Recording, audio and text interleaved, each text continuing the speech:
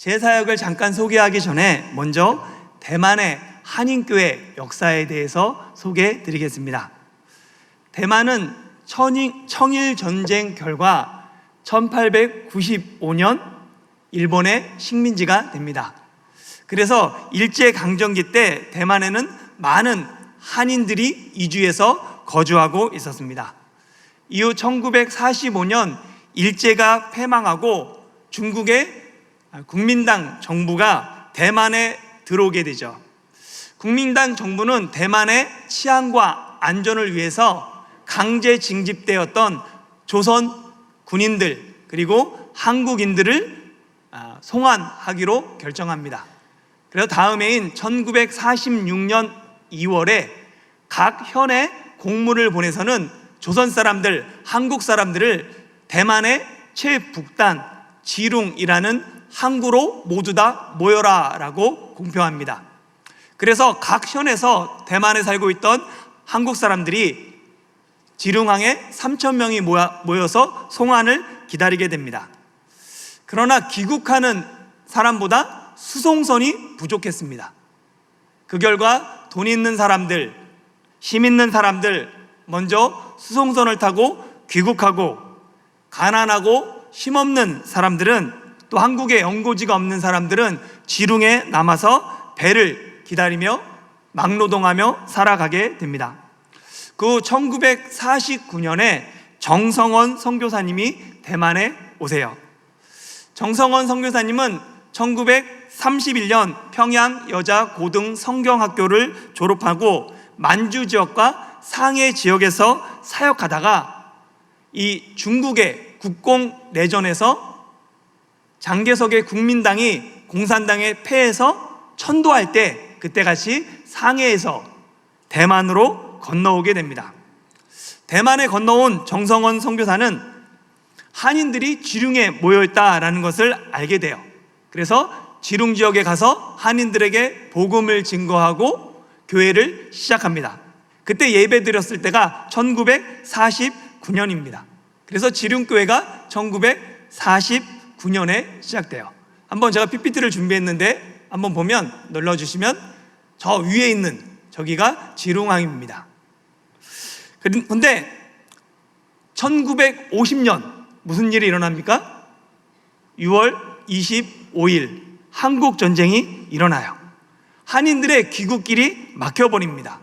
결국 기륭에 살고 있던 사람들이 다시 대만 전역으로 흩어지게 됩니다. 그래서 1995년 정성원 선교사님이 대만 남부 지역에 있는 까오숑이라는 지역에 가서 예배를 드리고 교회를 개척해서 까오숑 한국교회가 1955년에 개척돼요.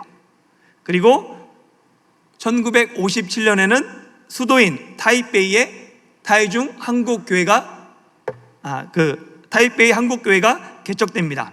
2004년에 기륭 한국교회가 이번에는 신주 과학단지에 이주한 한인들을 위해서 신주 한국교회를 개척합니다. 그리고 마지막으로 2015년 처음으로 까오숑 한국교회와 거룩한 빛 광성교회가 대만 중부 타이중의 타이중 한국교회를 개척하게 되죠. 저는 타이중 한국교회에서 사역하고 있습니다. 오늘 설교를 준비하면서 타이중 한국교회 개척부터 지금까지 많은 일들이 생각났어요. 지난 시간을 돌아보는, 그리고 또 감사하고 있는 제게 하나님이 주신 말씀이 창세기 21장 1절입니다. 같이 한번 읽어보도록 하겠습니다. 시작. 여호와께서 말씀하신 대로 사라를 돌보셨고 여호와께서 말씀하신 대로 사라에게 행하셨으므로. 아멘. 이번에는 사라 이름 대신에 거룩한 빛 광성교회를 넣어서 같이 한번 읽어볼까요? 네, 한번 읽어볼게요. 시작. 여호와께서 말씀하신 대로 거룩한 빛 광성교회를 돌보셨고 여호와께서 말씀하신 대로 거룩한 빛 광성교회에게 행하셨으므로. 아멘. 하나님께서 말씀하신 대로 타이중 한국교회를 돌보셨고 하나님께서 말씀하신 대로 타이중 한국교회에 행하셨습니다.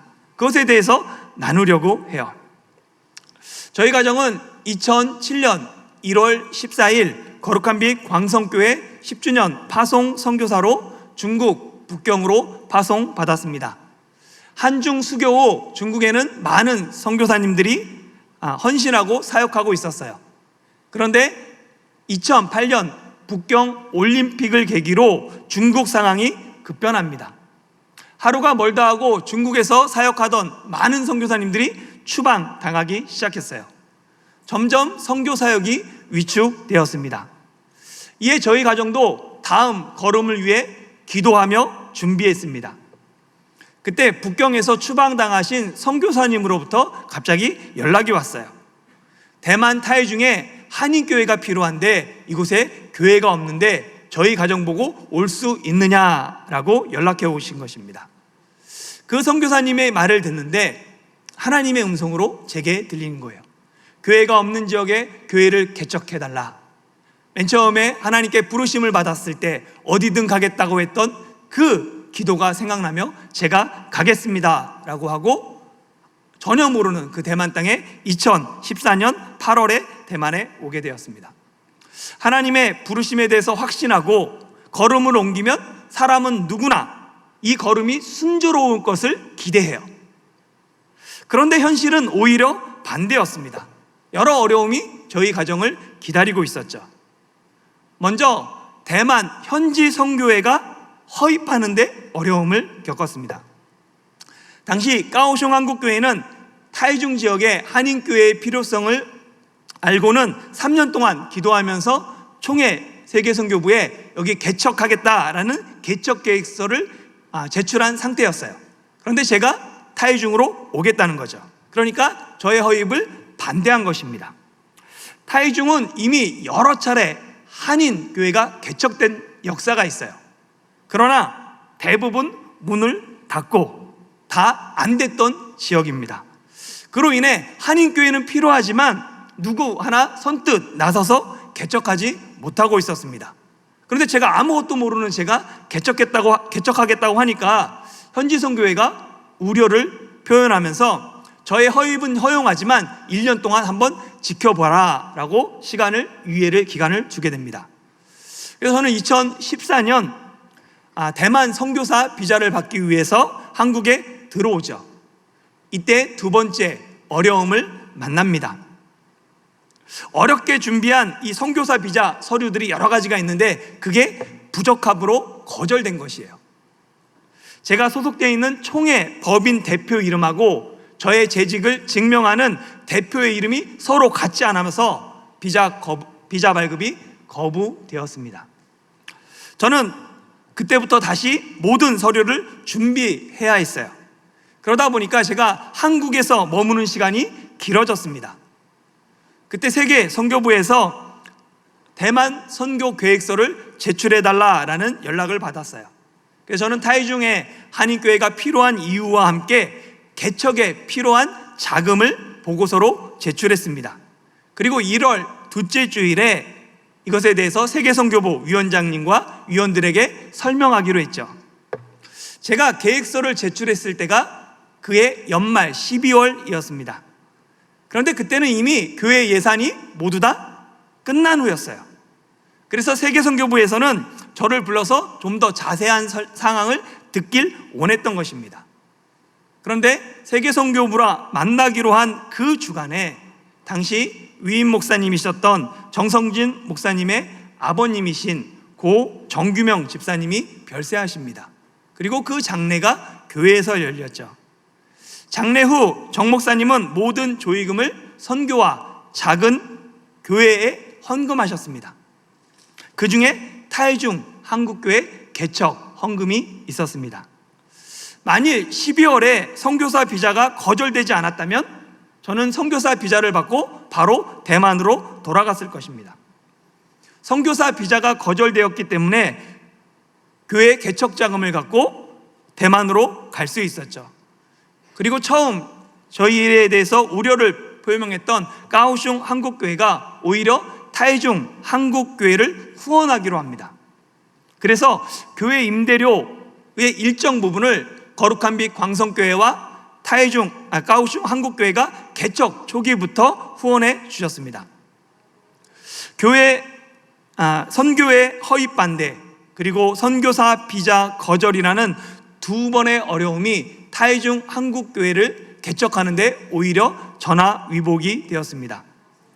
이후 타이중 한국교회는 이 두 교회의 사랑을 잊지 않기 위해 1년에 2차례 부활절과 성탄절 헌금 전액을 개척 초기부터 선교와 이웃을 위해서 사용하고 있습니다. 그로 인해서 암투병 중인 선교사님, 먼저 순직 가신 선교사님, 사모님, 급하게 수술이 필요한 한국 선교사님, 대만 선교사님들, 대만 사역자들, 그들에게 계속해서 사랑을 전할 수 있게 되었습니다. 이것이 모두 다 여러분들의 기도와 후원 때문입니다. 2015년 3월에 비자를 받고 대만에 돌아갔어요. 그때부터 이제 예배 장소를 물색했습니다. 대만은 예배 장소 구하는 게 쉽지 않아요. 왜냐하면 믿는 주인이면 괜찮은데 믿지 않는 사람들은 자기 집이 교회로 사용된다는 것 매우 두려워합니다. 꺼려해요.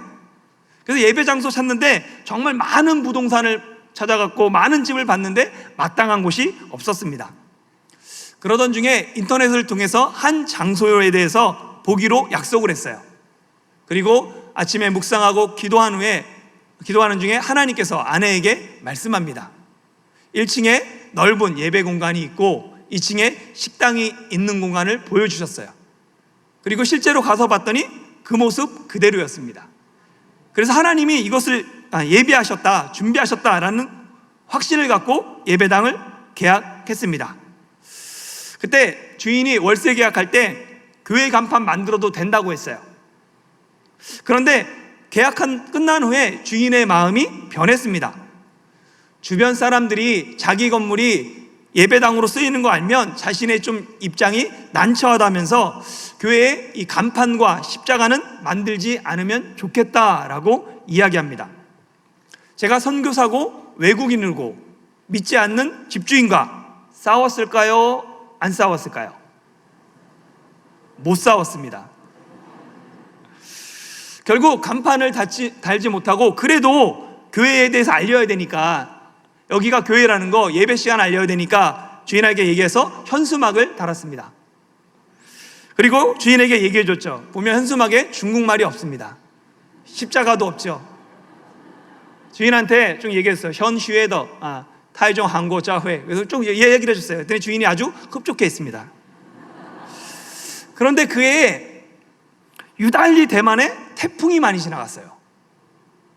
태풍 지나갈 때마다 현수막이 날아갑니다. 그래서 새로 만들어야 됐어요. 다음에도 태풍이 이상하게 많이 지나갔어요. 새로운 디자인으로 만들었어요. 그리고 주인에게 얘기했죠.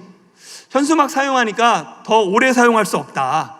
그래서 임대 3년 차에는 주인을 설득해서 간판을 달아도 된다라고 허락을 받았습니다. 그때 주인이 얘기했어요. 간판은 되는데 십자가만은 달지 않았으면 좋겠다. 무서워하거든요. 그걸 띄지도 못하고. 그런데 하나님이 하시는 일은 측량할 수가 없습니다. 간판을 제작하는데 그 동네 간판 사장이 너희 왜 간판 만들면서 십자가는 안 만들어?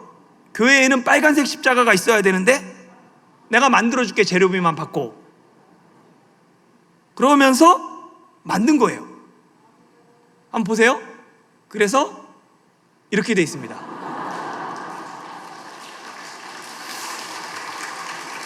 주인한테 얘기했죠. 사실 내가 안 만들려고 그랬는데 저 간판 주인이 막 얘기하더라. 그때 주인이 이미 만들어진 십자가 띄라고 못하는 거예요. 그래서 지금까지 이렇게 사용하고 있고, 이런 믿지 않는 이방인을 통해서도 하나님은 타이중 한국교회를 돌보시고 행하셨습니다. 2015년 정말로 모든 것이 부족한 상황에서 타이중 한국교회 첫 번째 예배를 드리게 돼요. 왜냐하면 자녀 교육 때문에 타이베이에서 타이중으로 이사 오신 분이 이제 자녀가 졸업하면 한국으로 가는데 졸업하기 3주가 남은 거예요. 그래서 그분이랑 같이 3주간 함께 예배 드리게 됩니다. 그리고 그분이 귀국하고 나면 우리 가정밖에 없는 거예요. 고정적으로 예배 드릴 사람이 없었습니다. 그런데 하나님이 돌보시고 행하시니까 첫 번째 예배부터 지금까지 단 한 번도 저희 가족끼리 예배 드린 적이 없어요. 하나님께서 매주일 예배드릴 사람들을 보내주셨습니다. 제가 북경에서 사역할 때 그 청년이 결혼해서 베트남에서 살았는데 동생하고 대만 놀러와서 타이중까지 내려와서 예배드리러 왔어요. 제가 북경에서 사역할 때 추방당하신 선교사님이 말레이시아 갔는데 아들 데리고 또 타이중까지 와서 그 다음 주엔 또 예배드리는 거예요. 그렇게 매주일 생각지도 못한 사람들이 한 분 한 분씩 와서 예배를 계속 드리게 됩니다. 그러다가 타이중 지역에 6개월간 이렇게 교환학생으로 온 여학생이 첫 번째로 등록을 해요. 그리고 다음 주에 교회 한 번도 다녀본 적이 없는 한국인과 대만인 국제 커플이 교회를 등록합니다. 그때부터 고정적으로 예배 드리는 사람들이 있으니까 사람들이 한 명, 두 명씩 늘기 시작했어요. 그래서 코로나로 대만 북경이 봉쇄되기 전에 매주 예배 드리고 출장 드리는 사람들이 정말로 셀 수 없이 많은 사람들이 함께 예배 드렸습니다. 중국에서 코로나19가 발생했을 때 가장 먼저 북경을 봉쇄한 나라가 대만입니다. 그로 인해 대만은 코로나로부터 안전한 나라 중 하나가 되었어요. 그러나 이 북경 봉쇄는 한인교회에 어려움이 되었습니다. 이직과 귀국으로 인해 예배 인원은 줄어들고 온라인으로는 새로운 신자가 유입이 불가능했습니다. 당연히 교회는 위축될 수밖에 없었습니다. 그런데 놀랍게도 하나님은 변함없이 타이중 한국교회를 돌보셨습니다. 코로나 1년 6개월 동안 하나님은 생각지도 못한 손길들을 통하여서 지키시고 돌보셨어요. 그 결과 코로나19 위기 속에서 타이중 한국교회는 더욱더 모이기를 힘쓰는 교회가 되었습니다. 이런 하나님의 돌보심이 있었기에 지난 7년을 수일같이 사역할 수 있었습니다. 지금까지 타이중 한국교회를 통해 대만인과 한국인 8명이 세례를 받았으며 3명이 입교하고 3명의 어린이가 아동 세례를 받았습니다. 어떻게 보면 적은 인원이에요. 그러나 한 영혼이 천하보다 귀합니다. 만일 타이중 한국교회가 없었다면 여전히 복음을 모르고 살아갈 사람들이었기 때문에 오늘도 감사하며 기쁨으로 주어진 자리에 사역하고 있습니다. 사랑하는 거룩한 빛 광성교회 성도 여러분, 하나님의 돌보심이 성경에 처음 기록된 곳이 창세기 21장 1절입니다. 하나님의 돌보심으로 사라가 약속의 아들 이삭을 낳았어요. 하나님의 돌보심은 이후 레아, 나오미, 한나 등 비참하고 소외된 여인들을 통해 이어집니다. 그리고 마침내 신약에 이르러 비천한 여종 마리아에게서 예수 그리스도가 태어나셨습니다. 신명기 7장 7절은 하나님이 이스라엘을 택하신 이유를 이스라엘이 다른 민족보다 수요가 많기 때문이 아니라 너희가 가장 적기 때문이다 라고 말씀하십니다. 하나님이 타이중 한국교회를 돌아보신 이유도 마찬가지입니다. 타이중 한국교회가 가장 작고 약하기 때문입니다. 그러나 타이중 한국교회는 결코 작은 교회가 아닙니다. 하나님이 말씀하신 대로 타이중 한국교회를 돌보시고 여호와께서 말씀하신 대로 타이중 한국교회에 행하시기 때문입니다. 말씀하신 대로 이루시는 하나님이 오늘도 우리를 돌보시고 거룩한 빛 광성교회에게 행하시기를 예수님의 이름으로 축원합니다. 기도하겠습니다. 사랑의 하나님, 은혜 가운데 제4차 세계 선교대회를 진행하게 하심을 감사드립니다.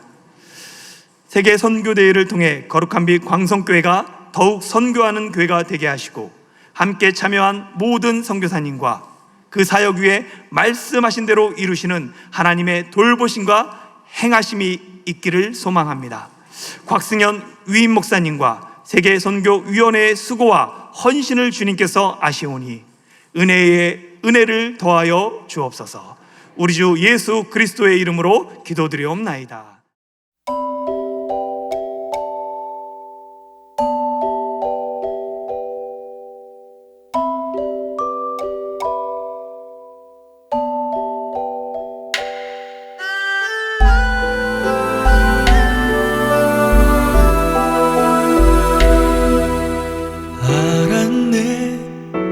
나는 알았네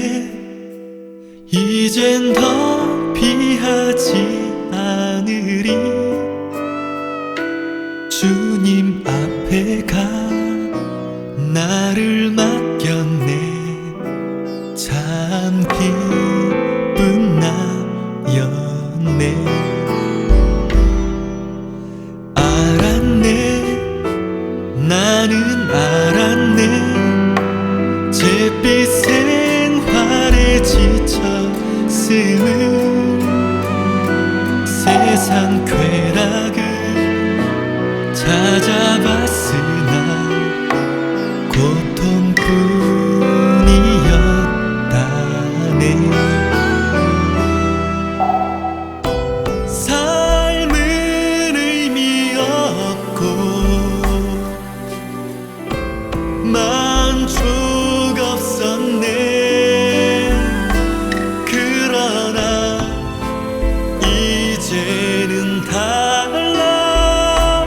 새 삶이 내게 임했네. 알았네. 나는 알았네. 이젠 더 피하지 않으리. 그가 내게 와 나를 구했네. 참 기쁜 날이었네.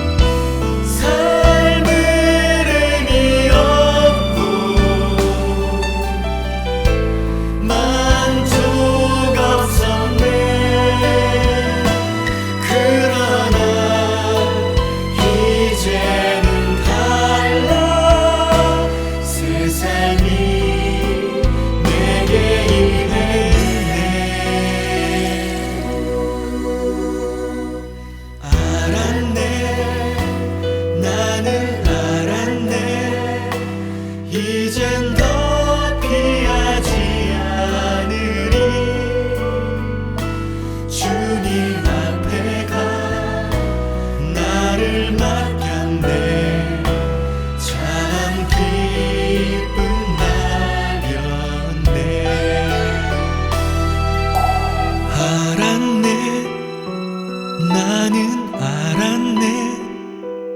잿빛 생활에 지쳤음을, 세상 쾌락을 찾아봤으나 고통